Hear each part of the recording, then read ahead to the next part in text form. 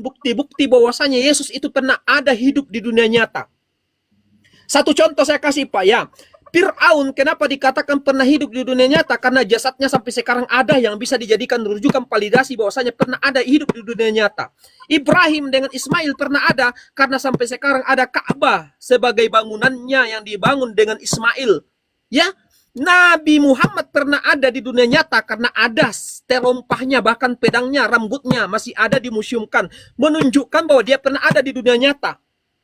Nabi Nuh sendiri bahteranya ditemukan, menunjukkan bahwa Nabi Nuh itu pernah ada. Sementara Yesus, ada nggak salibnya ketinggalan? Ada nggak pakunya ketinggalan? Ada nggak kuburannya ketinggalan? Ada nggak yang bisa divalidasi? Masanya saya katakan cerita tentang maling kundang lebih bisa divalidasi kebenarannya karena ada patung maling kundang di Sumatera yang bisa dijadikan rujukan kebenaran daripada meyakini Yesus itu pernah ada. Yesus itu hanya hidup dalam Bible.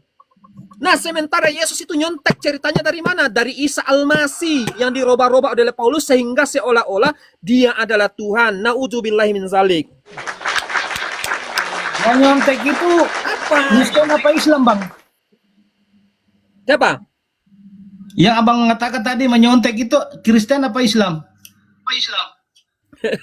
Umat baru di abad Ya yang ke-7 nyontek, ada. yang nyontek Kristen lah, yang nyontek ngomong. Islam itu nanti ada Oke. baru di abad ke-7, Bang. Kelahiran Islam itu nanti ada di abad Oke. ke-7, Bang.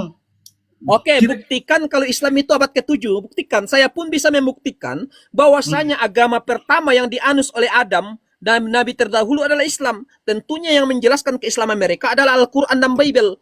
Maka saya minta kepada Bapak untuk mempertanggungjawabkan bahasa Bapak mengatakan Islam datang abad ke-7. Silahkan referensinya mana, Pak? Enggak ada lagi. Ya sejarah, di sejarah kita cari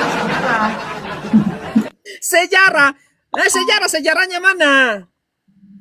Kalau mencari sejarah itu mungkin agak lama ya.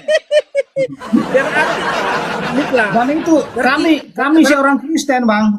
Niklas, Sini dulu, dengar, Bang. Ya. Niklas, kamu diam dulu Ya. kamu, karena apa yang Oke, kamu oke. sampaikan tidak. Kamu sebenarnya otak kamu sudah diracuni oleh bapak-bapak gereja. Otak kamu sudah diracuni oleh pemikiran-pemikiran yang tidak bisa tervalidasi. Rujukannya tidak ada.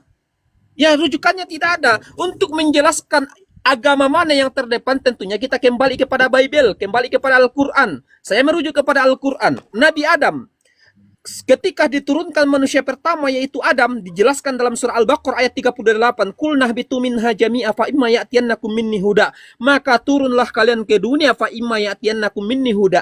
Maka ketika sampai kalian ke dunia, maka ikutilah hudan itu. Hudan itu apa? Itu adalah sebuah konsep hidup yang diajarkan Allah kepada hambanya, baik kepada umat terdahulu sampai sekarang. Untuk apa? Supaya fala khaufun alaihim wa lahum yahzanun, sehingga mereka bertuhankan Tuhan yang benar. Ya, melakukan konsep hidup yang benar, melakukan tata cara beribadah dengan tata cara ibadah yang benar. Sama dengan Yesus, Allah memberikan Yesus Injil dan menerangkan kepada Yesus bagaimana beribadah dengan benar. Satu contoh analogi sederhana, Pak Niklas. Yesus mengajarkan beribadah dengan cara membasuh tangan dan kaki. Kemudian berdiri dan mengangkat tangan seraya mengatakan amin, amin, amin. Lalu sujud sampai kening sampai di tanah. Itu dalam Nehemia 8 pasal 7. Dan Mazmur 57. Itu ajaran Yesus yang diajarkan oleh Tuhan semesta alam. Sementara kalian beribadah dalam gereja hari Minggu dengan diiringi musik dengan cara bernyanyi-nyanyi, itu ajaran siapa itu? Nggak ada. Itu berarti Anda selama ini diracuni, pemikiran Anda adalah doktrin-doktrin yang sesat. Paulus mengajarkan menggantung terkutuk Tuhannya di kayu salib dengan cara dengan iming-iming penebusan dosa sebagaimana Galatia 3:13. Itu ajaran Paulus, menggantung Tuhannya di kayu salib secara terkutuk pula dengan mengimingi penebusan dosa. Padahal Yesus mengajarkan pertaubatan dalam Matius 18 nomor 3. Dalam Matius 18 nomor 3, Yesus berkata, "Bertobatlah kalian, dan barang siapa yang tidak melakukan pertaubatan, maka tidak masuk ke dalam kerajaan surga." Bang, Di sini Saya Ah, hafal Bibel, Pak. Saya hafal Bibel. Saya lebih hafal Bibel daripada pendeta kalian. Makanya Anda harus bersyukur kepada saya. Di sini saya menjelaskan kebenaran kepada Bapak, kepada saudara, ya, ya, dan ya, kepada ya. bukan hanya kepada saudara, tapi orang yang ada di Aku ada bawah. pertanyaan Coba ini saya bang, tanya bang. kepada Anda, Niklas. Niklas, saya Aku tanya mau kepada bertanya Niklas. masa bang terus ngomong gua. Waktu Yesus mati dikapani atau pakai jas? Kalau Yesus mati itu tidak perlu mau kapanin, mau dengan jas, yang penting hati Hmm. kita tulus menyembah Dia, percaya kepada Yesus itu cukup. Tidak perlu dengan kafan-kafan, itu hanya cuma untuk ini aja itu.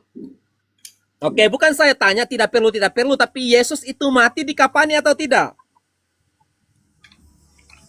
Ya kalau di Dikapani. sana itu memang dikafani. Dikapani. Nah, sekarang umat mana ketika mati dikapani? Islam atau Kristen? Ya itu kan Jawab waktu-waktu dengan jujur. dulu pakai ya Islam lah, cuma Islam kan tidak dibaptis. Yesus dibaptis. Berarti Pak, yang lebih ikut sama Yesus itu orang Islam. Yesus disunat atau tidak, Pak? Kalau umat Kristen disunat dengan tidak disunat itu tidak ada masalah. Sabar, yang saya tanyakan, Yesus disunat atau tidak? Disunat selama 8 hari. Ya disunat pada hari ke-8. Sekarang yang mengikuti Yesus sekarang siapa? Umat mana sekarang yang mewajibkan sunat? Islam apa Kristen? Islam. Nah, Islam lebih ikut sama Yesus. Tapi kalian tak percaya Yesus sebagai Tuhan. Jedor berarti. Nah, aku bertanya dulu, Pak. Bang, aku bertanya dulu. Nah, saya Aku tanya bertanya dulu, belum selesai. Dalam Ayo. Nehemia 8 pasal 7, Yesus mengajarkan berdiri, berdoa, mengucapkan amin sambil ruku dan sujud. Nah, saya tanya kepada Bapak, yang berdoa, mengatakan amin dan sujud dan ruku itu agama mana? Islam apa Kristen? Di mana dalilnya itu, Bang? Nehemia nomor 8 pasal 7. Coba bacakan dulu lah. Aku kayak Saya kurang bacakan, yakin. saya hafal. Nah, ketika mereka masuk ke dalam bait suci Allah, maka mereka berdiri seraya membesarkan Allah Bapa. Lalu mereka mengatakan amin, amin, sambil mereka tersungkur sujud sampai kepala mereka, kening mereka rapat dengan tanah. Itu dalam Nehemia 8 pasal